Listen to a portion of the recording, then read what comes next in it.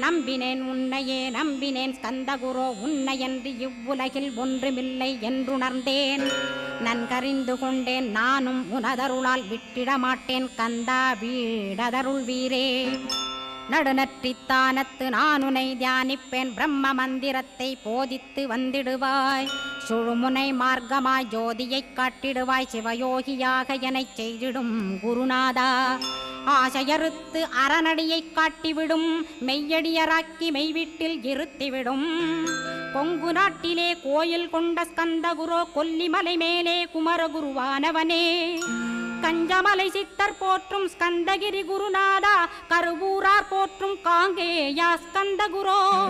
மருதமலை சித்தன் மகிழ்ந்து பணி பரமகுரோ சென்னிமலை குமரா சித்தர் கருள்வோனே.